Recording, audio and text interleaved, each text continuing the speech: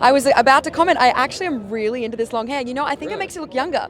No. Not that you It look doesn't make older. me feel young. Really? No. You're not digging it, huh? It's too long. Is it ponytail length? Can you put it in a ponytail?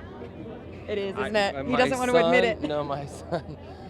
My wife put a ponytail on me, and my son ripped it out from behind. So You're getting a bit of torture. can't get away with it. Are they into it though? No, my wife is. Well, then there's a good reason to The keep kids it. are not. Yeah, but I've kept it for a while, so this is gotta be like a 6-month rule, right? I can see you rocking a man bun. Very hipster of you. No, he's like not into it at Beard all. and the man bun. Congratulations on this movie. Thank So you. exciting. I know this it was very personal to you in a lot of ways. So given that, how emotional was it during filming, the whole process?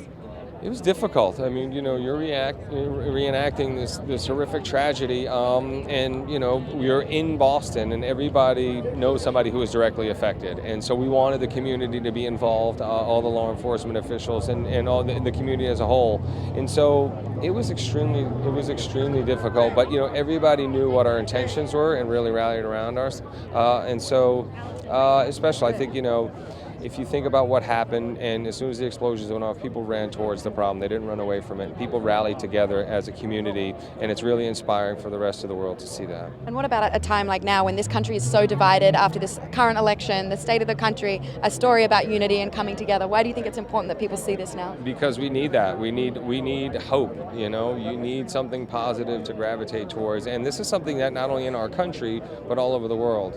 We're dealing with this, and it's not going away. So the only way to combat this is to come together and hold hands and lock arms and love each other and to forgive and to continue to remind people that, we want to love you as well. Sure. I know that, and this is obviously about the human spirit too. You've talked about your faith and religion. Does your faith get you through hard times? Do you rely on your faith a lot? Absolutely. With faith, you can overcome anything. I mean, there are certain things in life that are just inevitable, loss being the biggest one, mortality. These things are things you have to deal with. And so with my faith and my hope that there is something else and there's a better place, absolutely. You got to believe. Speaking of which, Still take every precaution possible to be as healthy as possible. Right. Take care of yourself, get checked up, do all those things. Next week, Thanksgiving, what do you bring to the table, literally? Do you bring anything? An appetite. A large appetite. Right. Do you guys host at your place? Or? Yeah, we're having a dinner at our house, an early dinner. We invited a bunch of friends and people to come over, and I'm excited. It's my favorite holiday. What's your wife's specialty? Does she cook anything?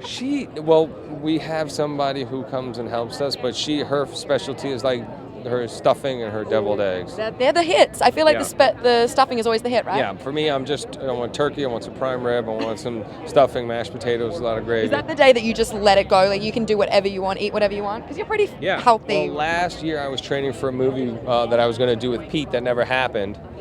So that was bad. Starving myself and didn't get to eat. Yeah.